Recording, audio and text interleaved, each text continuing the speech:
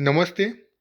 ધોરણ 8 વિષય સામાજિક વિજ્ઞાન પાઠ 5 અને ભાગ ત્રીજો.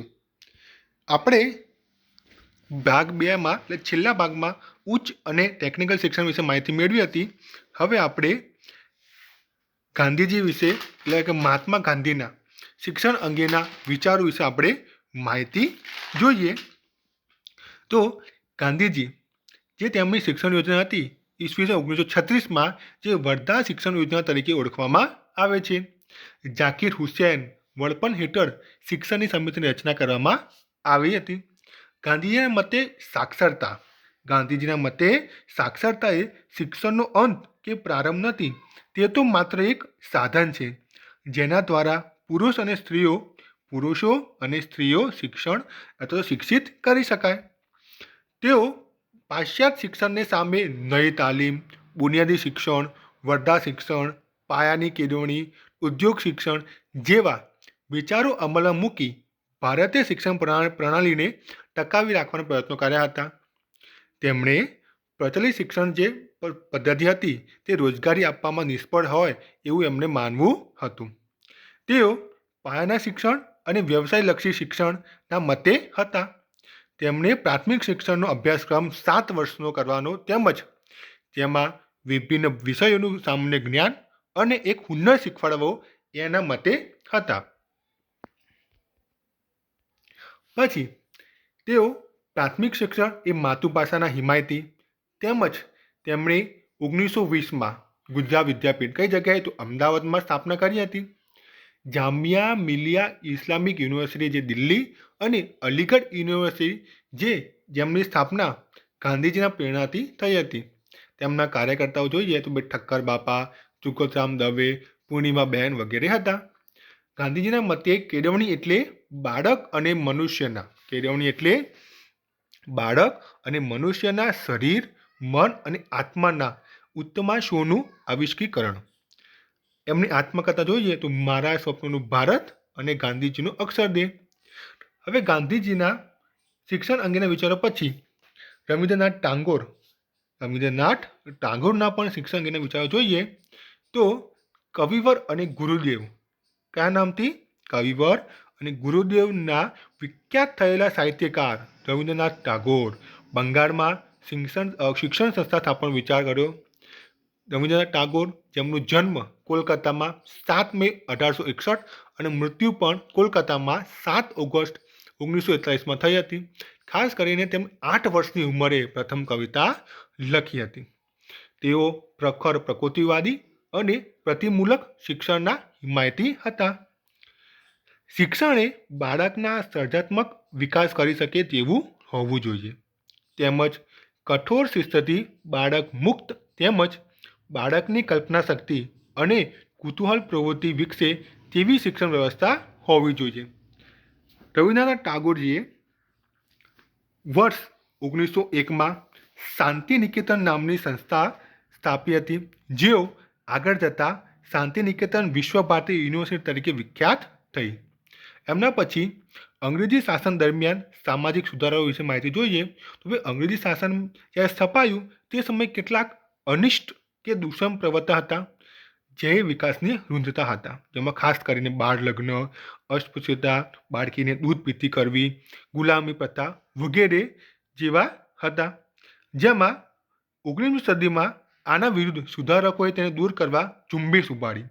જેમાં 19મી સદીના ભારતને સામાજિક, ધાર્મિક અને સુધારા ક્ષેત્રે નવજાગૃતિની સદી તરીકે પણ ઓળખવામાં આવે છે. કઈ સદીને? તો 19મી સદીને. હવે આજે 19મી સદીમાં સુધારક સંસ્થાઓ અને સામયિક સુધારો થયા તેના વિશે માહિતી જોઈએ તો 19મી સદીમાં સ્થપાયેલ સંસ્થાઓમાં સામાજિક સુધારા વિશે માહિતી લઈએ તો તેમાં અનેક સંસ્થાઓએ અને અનેક લોકોએ ભૂમિકા ભજવી, પણ જેમાં અગ્રસ્થાને હતા તેઓ રાજા રામમોહન રાય દ્વારા સ્થાપિત 1828ની બ્રહ્મો સમાજની વાત કરી શકાય. જેમને 1815માં આત્મીય સભા તેમજ 1821માં સંવાદ કૌમુદીની પત્રિકા દ્વારા સતી પ્રથા વિરુદ્ધ બંગાળમાં મોટા ઝુંબેશો શરૂ થયા હતા. બ્રહ્મો સમાજના પ્રયત્નોથી ઈસવીસન 1839માં નરબલી પ્રથા અને બાળકોને દૂધ પીતી પ્રથા વિરુદ્ધ કાયદા નીકળ્યા. બ્રહ્મો સમાજી ઈશ્વરચંદ્ર વિદ્યાસાગરે સામાયિક સોમપ્રકાશ દ્વારા વિધવા પુનઃવિવાહની હિમાયત કરી અને તેમના પ્રયત્નોથી 1856માં ડેલહાઉસી કોના પ્રયત્નોથી તો ઈશ્વરચંદ્ર વિદ્યાસાગરના પ્રયત્નોથી 1856માં ડેલહાઉસી વિધવા પુનઃવિવાહ કાયદો પસાર કર્યો હતો. પછી ભારતમાં અસ્પૃશ્યતા દૂર કરવા મહાત્મા ગાંધીજીએ પાયાના વિચારો કર્યા હતા. તેમજ અનુસૂચિત જાતિના દુધાભાઈના પરિવારને પોતાના આશ્રમમાં વસાવ્યા હતા. મહારાજા સયાજીરાવ ગાયકવાડ પણ આ પ્રવૃત્તિ સાથે સંકળાયેલા હતા. તેમજ ડૉક્ટર ભીમરાવ આંબેડકરે પણ આજીવન આ બાબતે સંઘર્ષ કર્યો હતો. જેમાં મંદિર પ્રવેશ અને સાર્વજનિક સ્થળોએ પ્રવેશ માટે સત્યાગ્રહો પણ કર્યા હતા.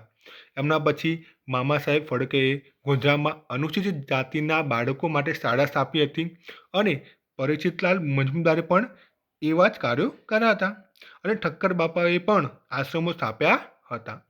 હવે બાળ લગ્ન વિશે માહિતી લઈએ તો દરેક સમાજમાં પ્રચલિત, જેમાં મોટા ભાગે મહિલાઓ શોષણનો ભોગ બનતી હતી, તેમજ કેટલાક અંશે પુરુષો પણ બાળ લગ્નના પરિણામે વિકાસ રૂંધાતો હતો. બ્રહ્મો સમાજી કેશવચંદ્ર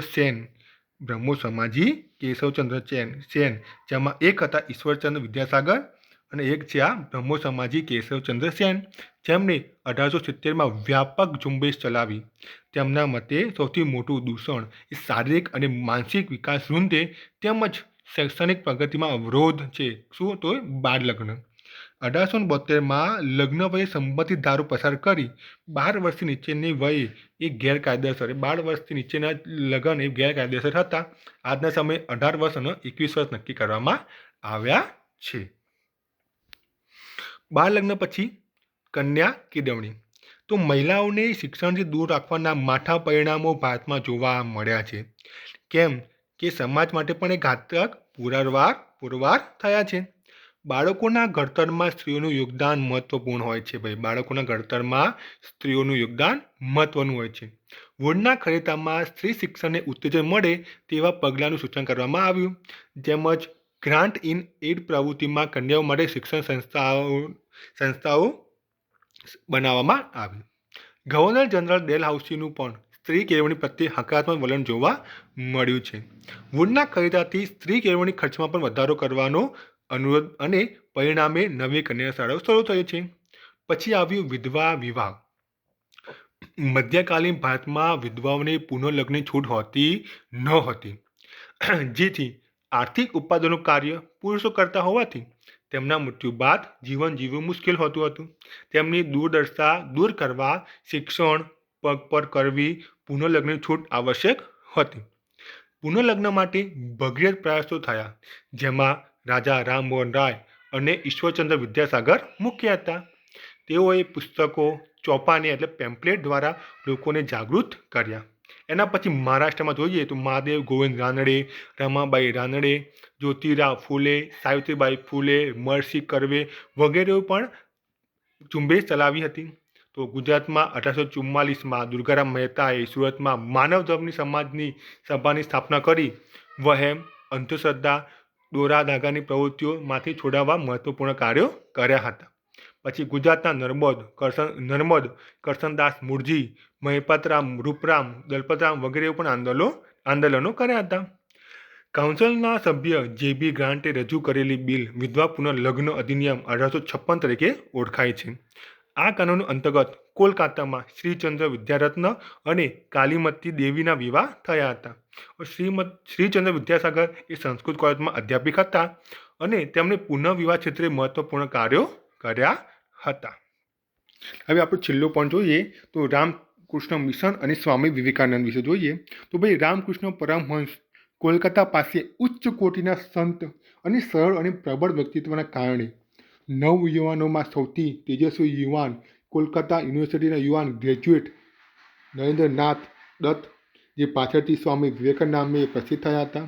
સ્વામી વિવેકાનંદ જન્મ 12 જાન્યુઆરી 1863 અને પિતાનું નામ વિશ્વનાથ દત્ત, માતાનું નામ ભુવનેશ્વરી દત્ત હતું. 1897માં રામકૃષ્ણ મિશન સંસ્થાની સ્થાપના એમણે કરી હતી.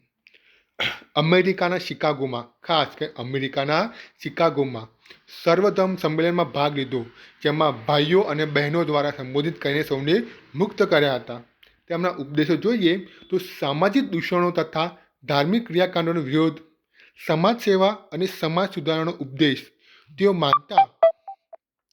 માનતા કે જે ધર્મ ઈશ્વર વિધવાના આંસુ લૂછી શકે નહીં અથવા નિરાધાર બાળકોના મુખમાં રોટીનો ટુકડો મૂકી શકે નહીં, તે ધર્મ કે ઈશ્વરને હું માનતો નથી.